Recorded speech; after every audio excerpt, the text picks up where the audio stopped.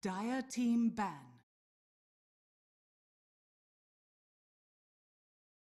Radiant team ban. Dire team ban.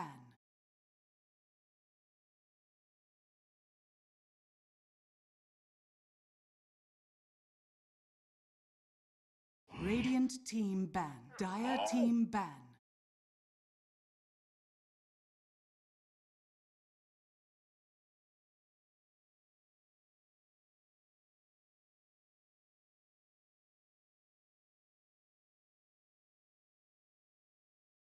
Radiant team ban. Dire team pick. Radiant team pick.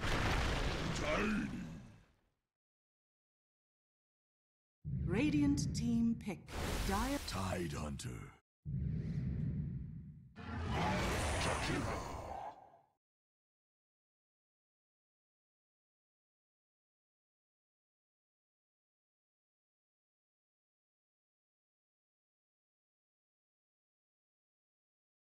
10 seconds remaining.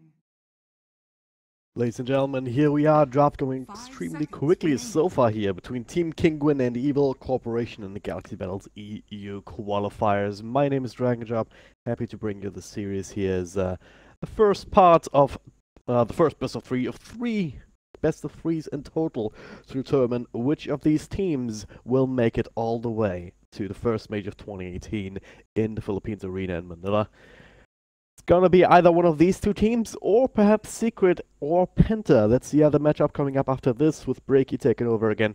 And after that game, the finals will be played straight away, most likely, unless it's being delayed too much. I think there was some talk in the admin group about Secret not being able to play too late, so that may be rescheduled, but for now, as it stands, we're gonna have the two semi-final best of threes, and then the final straight after. We'll see how it works out. We'll see which one of these two teams will make it through. Team Kinguin, they've had a pretty decent run at the Perfect World Masters here, impressed quite a few people coming out of the group stage, but then eventually losing to Newbie and Complexity. I didn't get to watch a whole lot of it, unfortunately. I only watched the one game where Complexity pulled out the IO gyrocopter, just to see the flak cannon with the IO talent and the side gunner. That only really came out in like one team fight in the end, so it wasn't all that flashy. But that IO did 7k damage in that one team fight, so that was ridiculous regardless. But yeah, Tiny Shadow Demon for Evil Corporation. They've played quite well in the first phase of these qualifiers. They beat Hellraisers quite handily too. Before that, they also broke out some cheese, right? They got out the Oracle Huskar, and that actually helped them in the fight against Hellraisers, because in Game 2, they drafted the Oracle, Hellraisers forced into the Huskar pick in the second phase, and the Evil Corporation just straight up went for the Chaos Knight as the counter, so that Huskar couldn't really do anything whatsoever for Hellraisers in that game. So very good drafting coming in from Kaoli there. We'll see what will help him here as well, Kinguin. They've had a few days since they came back from Perfect World Masters, so fatigue shouldn't really be much of an issue. They're certainly coming in as the favorites here for this particular matchup as well. Tiny Shadow Demon though, making it through for EC. Not the worst opener here. Very common heroes these days. Here, Tiny not being banned out. It's almost a little bit interesting. But then again, there's so many other heroes that you'd want to take away, then some of these are bound to come through. Shadow Demon, we'll see what they want to do. Yesterday we've seen Team Spirit actually run it very successfully as this roamer with the QW build with the Disruption Soul Catcher. But I've also seen the resurgence of the Shadow Poison build, just maxing that out to be able to zone out offliners, and that could be very useful up against a hero like Tidehunter, who generally is considered to be very tanky and able to contest the offlane, which is why we see him picked up so much. He can get something out of that, get a few levels there just by being big old tanky watermelon, then you can always go back into the jungle. But if you're able to nip that in the bud immediately, force him out while he's still level 1 or 2, he's gonna have a much harder time getting further ahead. So Shadow Demon can help you with that. We'll see what the Evil Corporation wants to do. Razor though for Team Kinguin after the Tidehunter and the Jakiro. Tide and Jakiro, both very laning focused. I was just talking about the off lane, and now Jakiro, for the safe lane, can function very well as a solo support against single or multiple heroes in the off lane even.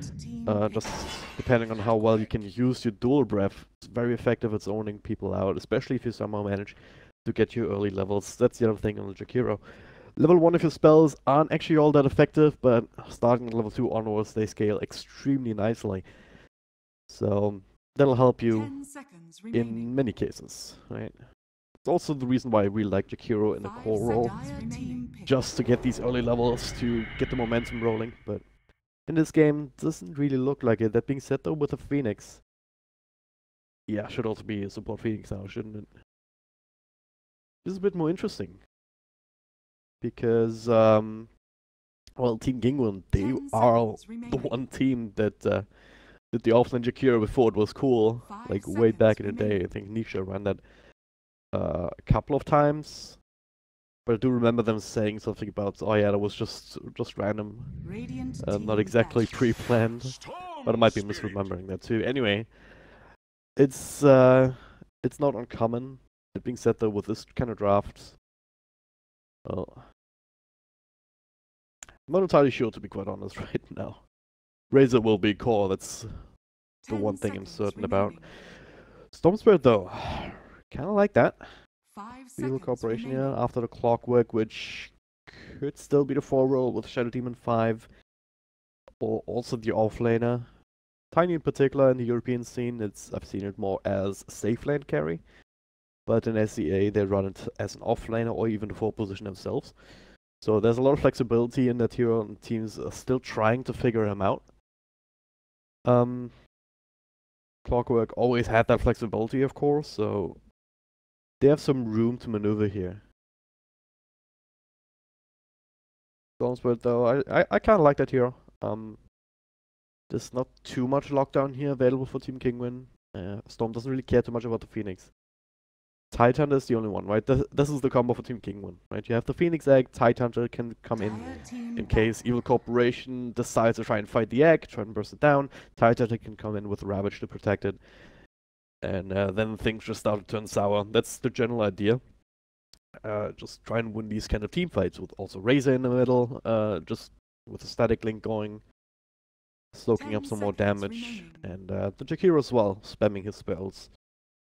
And adding that push component to this particular idea. So Evil Corporation have to find some ways of dealing with that, and right now it seems like it's a bit of pick-off between Tiny and the Clockwork, and perhaps even the Shadow Demon setting something like that up in the earlier parts of the game, and then just farming up the Storm Spirit to a point where Team Kinguin gonna have a hard time dealing with them because they don't have this very reliable lockdown for him. Like even the Ice Path, it takes years to actually wind up to cast it. So unless you have some sort of setup, even the Yule Scepter is not really going to help. Because you can definitely BKB out of it if Stormspirit decides to go for that, or just maybe Yules would be an option, or maybe even just Zap out. I'm not sure if that animation is too long or not for the Storm. But the point is, Team Kinguin, they don't have the single targets done. They might eventually build a Cypher too. It's not gonna be for a long while. So I can definitely see the Storm working. Especially also considering that you don't have a classic 4-role roamer on Team Kinguin that can threaten this hero. So easy. And yeah, I like this too. It's the same reasoning. No silence, no lockdown, no mana burn or mana leak or anything for the Timbersaw to worry about, so he can also rely on his magic burst and mobility to get around in a team fight more often than not. Also very survivable in lane, so with that I do believe that should be the offlaner. Clockwork growing, Tiny safe lane. That seems to be making the most sense here.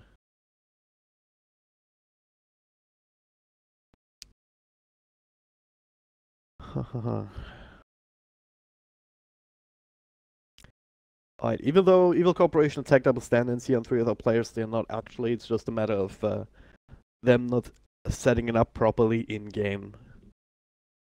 So you can't always rely on that as an indicator.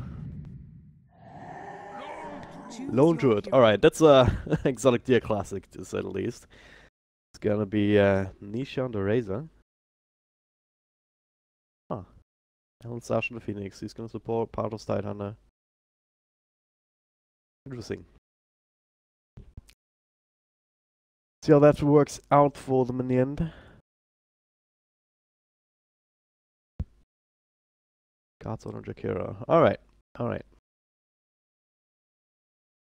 I can definitely see that. Londwoods adds a little bit of single target lockdown. Not necessarily too helpful against the Storm Spirit because it is RNG based. Regent should be able to keep himself away from that bear. Timbersaw, maybe not so much, right? You're more likely to get a couple of extra right clicks off on him, being in the middle of the fight and all, so the root could be devastating. But you still also need damage against him. With the Jakiro, you actually have it in the early game. Phoenix also, if he gets his levels, you had quite a bit of extra damage over time. So Only has to be a little bit careful on this Timbersaw.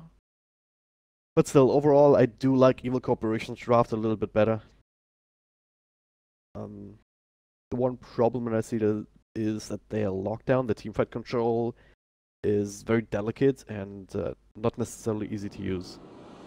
Right, you have a Clockwork who can hookshot in for a little bit of stun, and he must use the cogs pretty well this game to be able to just isolate and separate the few heroes from each other on the side of Kinguin. And then you also have the Tiny, that's also a stun, and I'm not really sure if you can count the Avalanche as really good teamfight control, though it's only lasting a second and has a very hefty cooldown, so it's more of a burst kind of thing. And well, then you're already running out. Disruption to set up and delay a little bit, and then eventually the Electric Vortex. But it's no Egg, it's no Ice Path, it's no Tidehunter with a Ravage threat.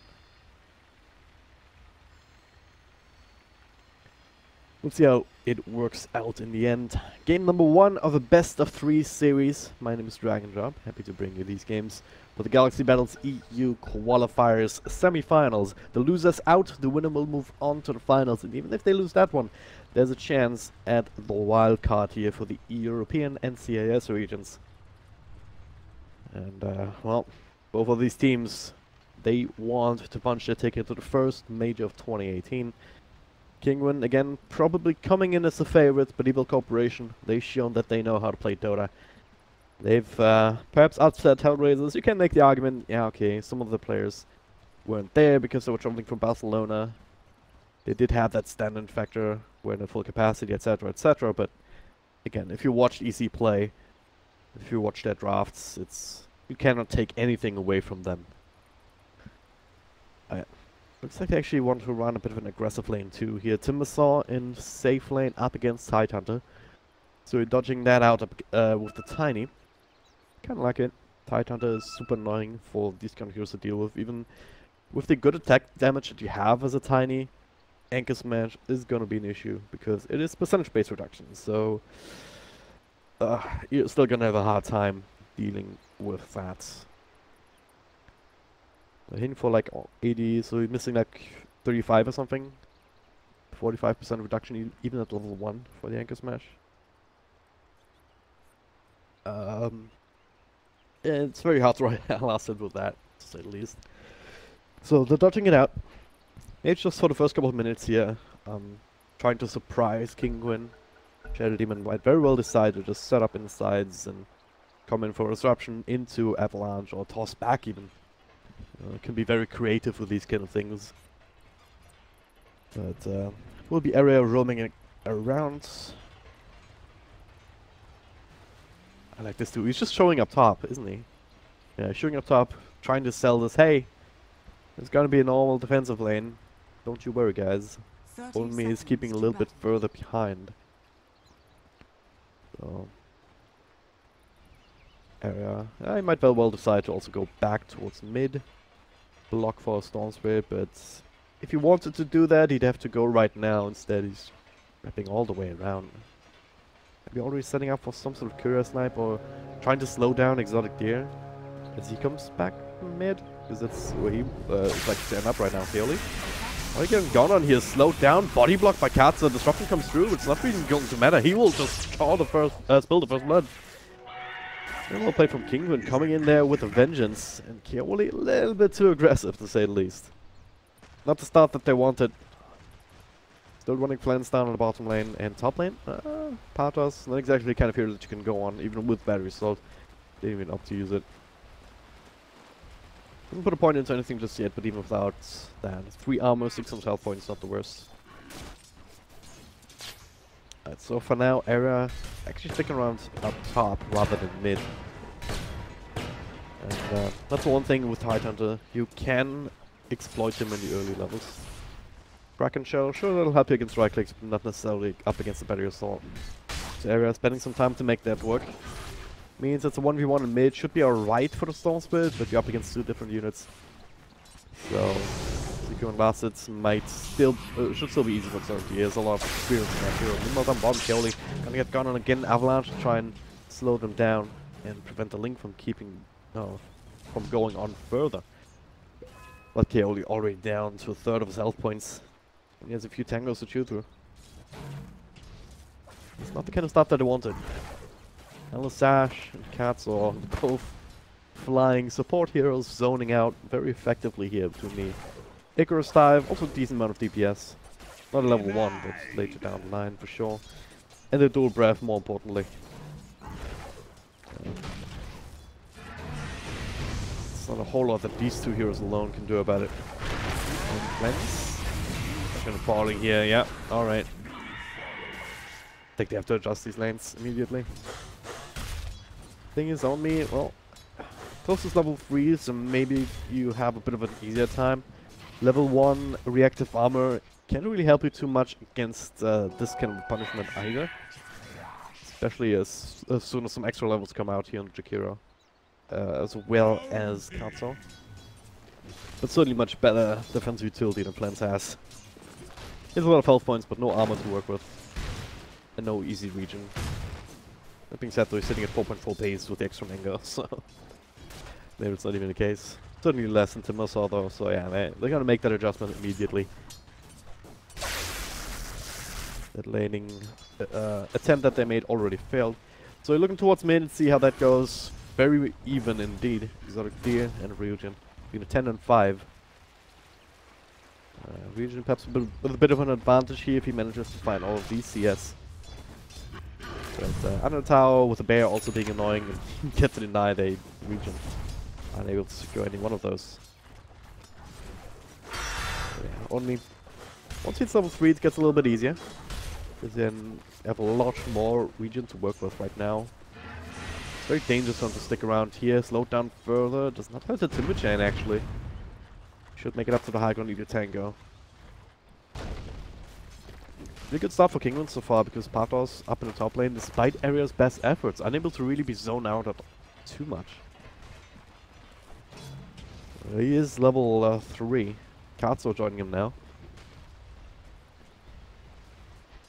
It's still tiny, right? He can be extremely obnoxious once he gets his levels, and curious to see what kind of item build he wants to go for. I mean, sometimes, especially in that SEA region, they go for this heavily mobility-based base strat. Maybe Sanshin Yasha, and then into like Shadow Blade, Blink Dagger.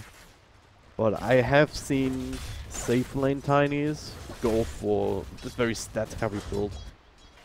Sanshin Yasha still is super cost-effective, but then going into things like Butterfly, AC, and no mobility whatsoever. In this game, I'd like to see mobility just to stack up on that. Again, there's not too much that Kinguin can really do about it, even in the middle of a team fight. That's not a requirement because you do have the clockwork with. I'm gonna go in onto Patos. Katsuo's there, Flensmeister also coming in. Adding a couple of swipes here with the Avalanche too. Also interrupting that the Icarus start. They're gonna get 2 here. Katsuo trying to run away, last right click, Silk Catcher on top, Flens can't toss the creep. Happily helping out. And it's very interesting indeed. I think it got dragged down there by somebody. Didn't quite see what it was. Kinguin, or should have been maybe E-Corp. And yeah, Patos, he tried to contest the pull. Didn't really work out in the end. Well played, a well-timed Avalanche shoot from Flens. Not only helping lock down Patos, but also interrupting the Icarus dive just as it came out. So Katsuo couldn't even decide to try and get out of there if he wanted. Maybe a bit over-aggressive in his part too, thinking they could fight that, but hey. Not always easy. It's a kind of damage that Tide can put out even at level 1. We got level 2 now, so... That seems to be more and more the consensus these days. You still see other builds.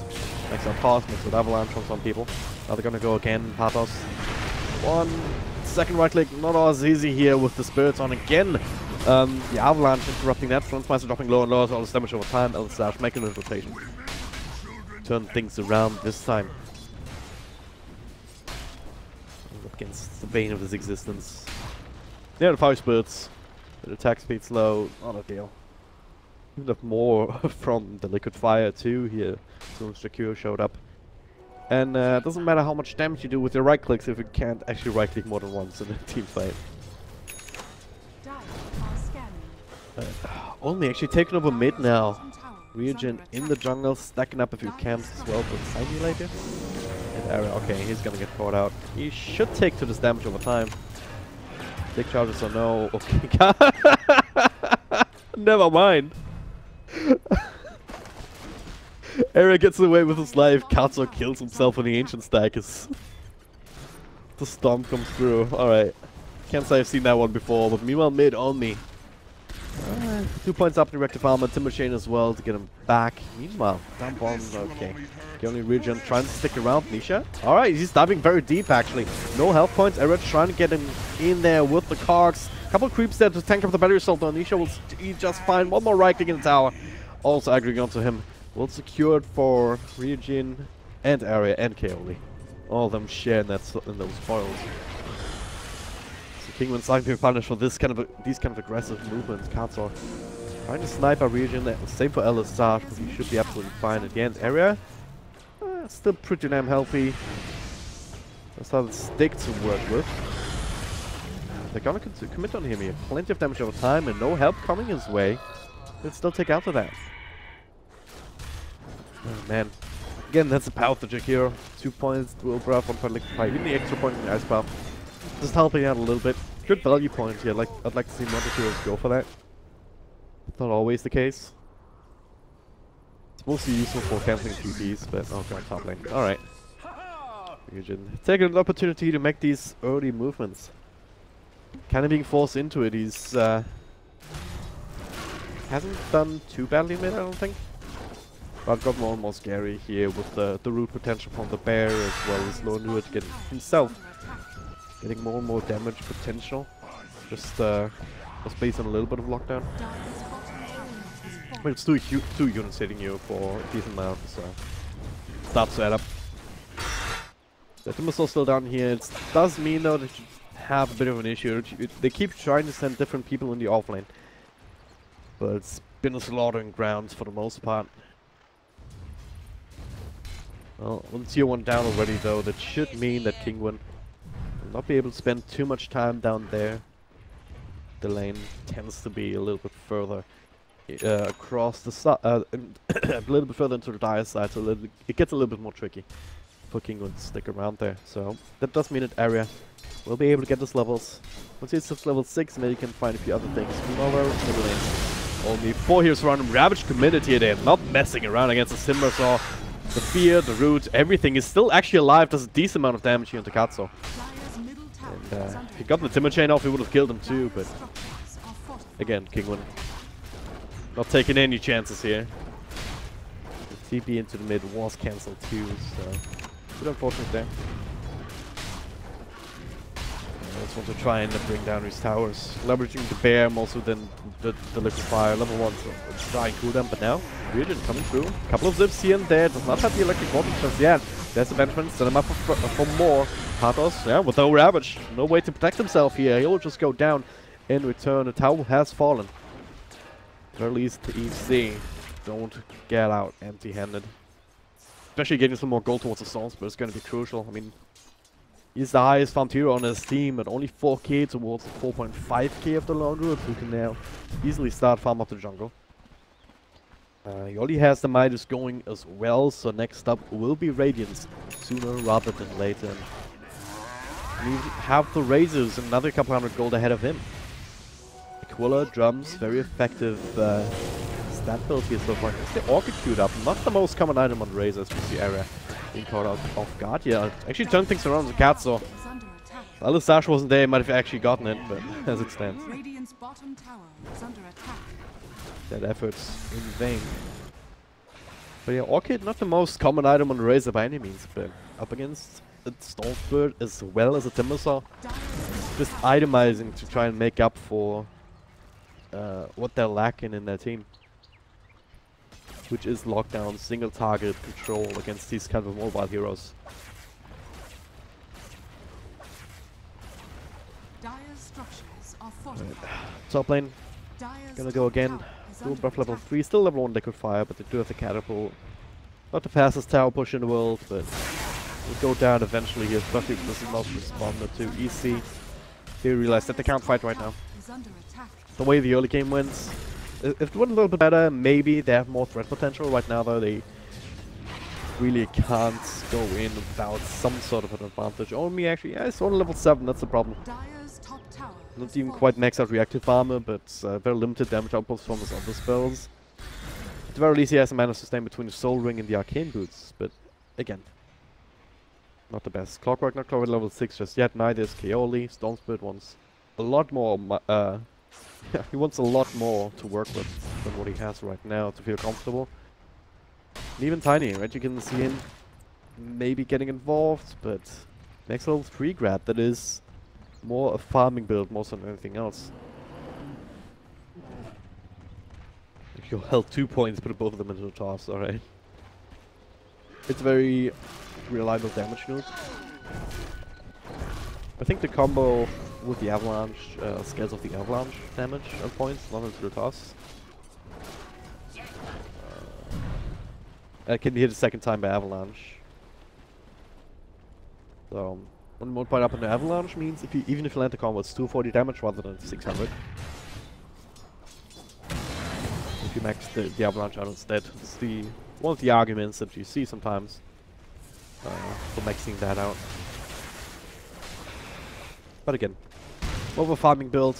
Toss very much easier harassment to land in lane 2 if he was still in there.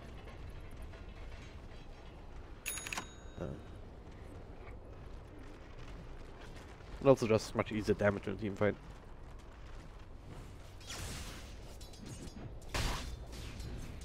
Alright. Kinguin slowing things down a little bit. I mean, Are scanning. can make the argument that they're going to be fine with that because Exotic Diaz is going to hit like, an extremely good relic timing. On the back of that, extremely good Radiance timing, but they still have that advantage. From these supports coming through, Castle with his level 6, Macropie available as well. They've already taken all the tier 1 towers, maybe respecting Evil Corporation's ability to start taking small little skirmishes here. They have a bit of pick-off potential too here with Area hitting his level 6. Radiant's bottom tower is Stormspirit up to level 12, so that's working out. Region also has the Kaya, so he can actually go in Timbersaw as well to some extent now with a maxed out Timber Chain. There is some damage if Radiant's they manage to structures backstab are and find that initiation. Even up against heroes like Tidehunter. He does have the mechanism though. I wouldn't be too surprised to see him just wait for the Radiance. Perhaps the Orchid is the other thing. He's checking closer. So Kinguin, they're waiting for this round of items before they want to be more aggressive. But that also means that Evil Corporation have a little bit of extra time to try and catch up with some of these stacks. Right now, both of the cores in Kinguin though well ahead. 600 gold, 1700, 1800, almost here on Exotic Deer ahead of the Radiant's Stormspirit. bottom tower is under attack. That's just a regional build though, so might offset some of that. Gonna work at 2 tier 1s at the same time. Radiant's While on the middle top tower lane, the is entire under 5-man lineup from Kinguin is working away at this tier 2, just starting now. 1 TP back into the middle lane. And they see Patos now. Radiant's bottom tower is Another falling. TP in from Katso. Dire's top tower Yeah, is this under attack. This is the combo, right? Dire's structures They go and are Patos is just gonna ravage, Katso is gonna supernova. E-Corp not even making that attempt. Said they rotated around, but they kinda lost that trade, didn't they? this tier 2 in deny range. So it's essentially dead. Right now I still have nothing region. Actually gets soul kill onto onto one Patos with the Ravage, only 1 point up still into the Ice Path though. That's a bit of a waste to say the least, and well, ECOP will be very happy about that. They deny the tower. Again, map control lost. They only get the tier 1 bottom. As I say that though, only working away at the next one. It does have the creep wave, got rid of the other one. Next one will be a catapult, but by that time Kinguin will probably chase him out that lane. Now the Ravage? A 1 VCorp can just feel comfortable going in the region, even kept the region going, so he's back up to full. Will be cancelled now, but yeah. Got a bit of a break there. All this push down bottom also means that only just surging forward in levels. Up to 11 now, almost 12. The level 2 Chakram will be coming out momentarily. Area continues to farm up top here. Let's have you to work with hookshot as well on 9. Haven't seen one yet. Yeah. Even if ECOP wanted to go for some sort of a play, it would have been very risky indeed, even without a Ravage. Nisha's very strong and hard to bring down at this point. With the Orchid completed too. I'm not sure if they scattered that out yet. I think he just got it with the courier. But I think they might have seen the Oblivion Staff before.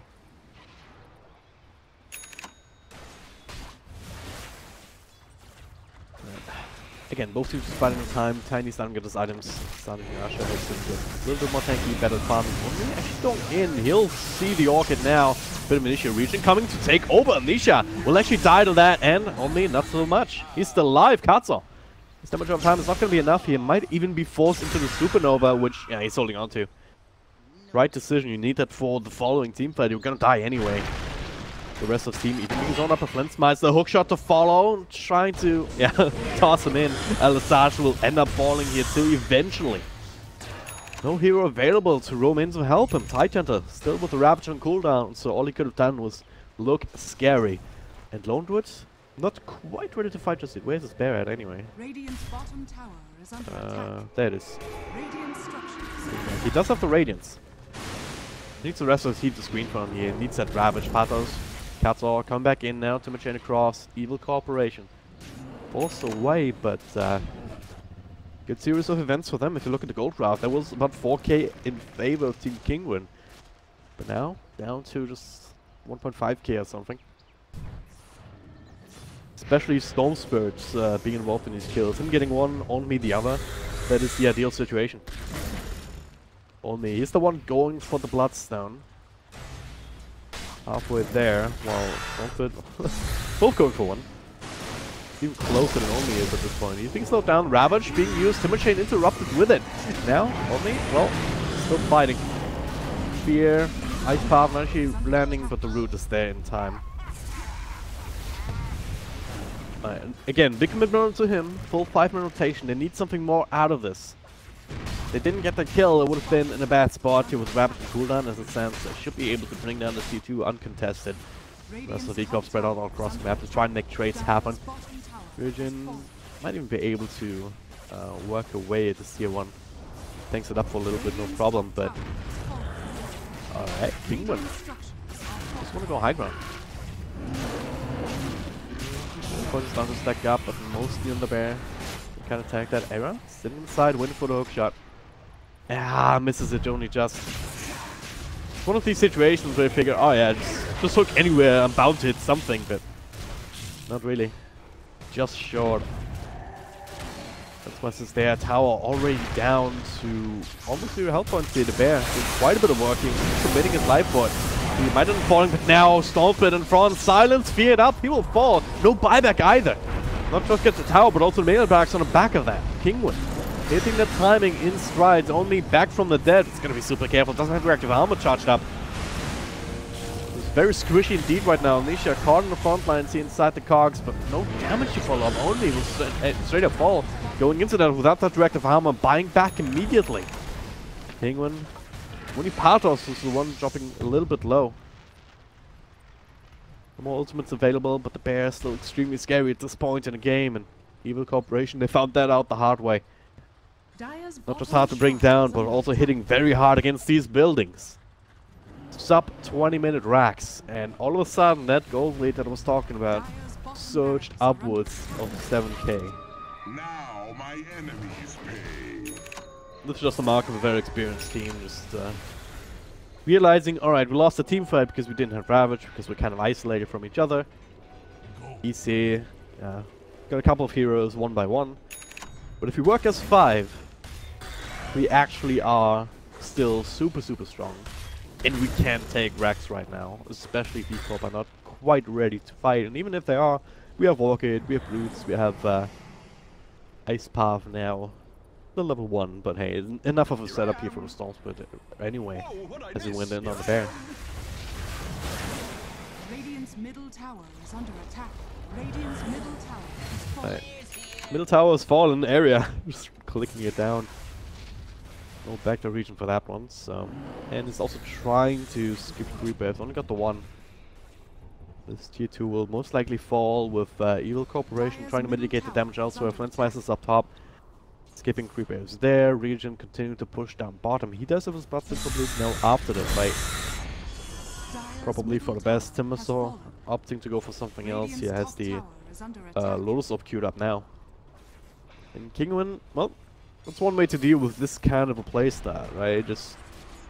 They just go full 5-man YOLO. Just push the side lanes, skip creep waves, and can't actually go high ground again. So far, so good. Evil Corporation buying themselves more time, but they need to be able to leverage the Storm Spirit as well as Timbersaw, and for that to happen, they need defensive utility, which is also one of the reasons why Timbersaw opted to go for this Lotus Orb. Because being able to spell the silence could make a difference. Like, they go on somebody like the Root or the Silence, that area will be run down. At the same time in mid though, trying to burst down Phoenix, but it gets the Egg off. Inside Magpie as well, they're trying to right click it down, they will find it. Nisha and Exotic Deer, bought enough time to come in and snag another support kill though. On me. Yeah, can cancel it? Yeah, oh, Ice Buff. I love Jakiro, but that spell needs a buff. Like, not even necessarily an information delay, I mean, it's kind of the Jakiro's thing, right? But just the fact that you can BKB out of it if you Yule somebody into it. Yule into Ice Path, that needs to change in my opinion, but not that we see that right now. When they don't have the Phoenix Sun, but still have the Ravage to work with, only up in front. Again, without reactive armor stacks, he's starting to find it now in a couple of these creeps. Makes it a little bit easier for him. Flensmeister also, he can hit hard if he wants to. Reagent, a part of that fight just yet. Once again, skipping creep wave. So they will get the tier 3 tower. Doesn't really matter too much here. Oh god, the hook shot again! Just barely off the mark. Area. Not on point today at all with those.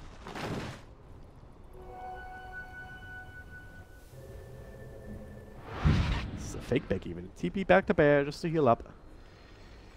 Recall that in any moment. They might see Keoli here if he comes in. But, yeah. Not necessarily sure about the position from from Evil Corporation either. They might very well be smoked out and in a big old clump. But they're not spreading out, trying to farm up. Desperately trying to catch and get a few extra items on the heroes, and especially these defenders items. Lotus Orb is one thing, but Stormsword with that BKB should have a much easier time dodging out pretty much all of Kinguin's spells, and that's where you can feel really comfortable going in and trying to do damage. The only thing that he then has to worry about is going one-to-one with the bear and being rooted or something. Invisibility. Only might want to think about something like that himself, but goes for Yules instead. More disruption. I mean, his job in these team fights is more just tanking up spells and diverting attention. And dodging things with Lotus Orb and then Yules coming out. If he even finishes off. Might very well change his mind. But E-Corp, despite being Rex down, they still have this chance. Because, again, if you look at the drafts from Kinguin, they don't really have inbuilt solutions for the Storm Spirit. Certainly not one with the BKB. That Orchid will cease being effective as soon as that comes out. Same time, AC in the works for Exotic Deer. They might very well hit a timing, but that doesn't really matter. But they're tanky enough to just run down another lane and bring down another set of racks. So it's gonna be hard for ECOP to mount these kind of defenses, especially when they have Ravage as well as the Phoenix Supernova available.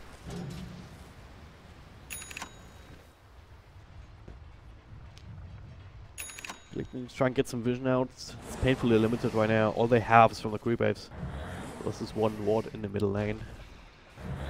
If they get some vision out, keep an eye on Kinguin. Maybe you catch them off guard when they're spread out to farm a little bit. Go in and clockwork.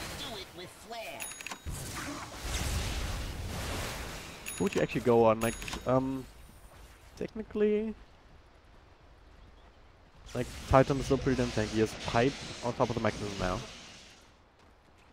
Oh, didn't quite actually get damage on the creep wave. That's annoying. A good luck zip play, but he missed time it. Will that creep wave mid here? Error. Actually down to half health. Sunray. Big old beam of. Oh yeah, they still have catapult anyway. Backing it up to make sure it stays alive. So Drax is down already, but that is. Man finds the zone BKB coming in, slowing down on Saffron, bring him down. But there's Phoenix Sun. There's Ram to protect it. Only will fall, so will Regen. He's spawning a little bit, but no buyback here. That was used early on Timbersaw. Waiting for the 10 seconds here for Bloodstone to respawn in the Cleanse Smiles. He needs some help. Throws down the Avalanche. But he's all alone here, away from his base. He's rooted up, right click down. ECOP missing 4 heroes. This might very well be GG. It's just the effect of having a lone druid on your team. If you win a team fight, you gotta take buildings, and you've already taken half the racks on the field. Well, making mega creeps happen is no tall task indeed. ECOP. They have 2 heroes. It's all down to Regen, but it doesn't have nearly enough money to think about finishing up the BKBs. So, well, that's how the cookie crumbles. Cooperation. This particular strat not quite working out. It could have, if they managed to maybe get a bit of a better early game. Slow down Kinguin a lot more, but they just did the timing. Very tanky. Very strong push here between partners of the Titan to secure them with the mechanism and the threat of the Ravage. Razor also with a good start. Very strong in the zone.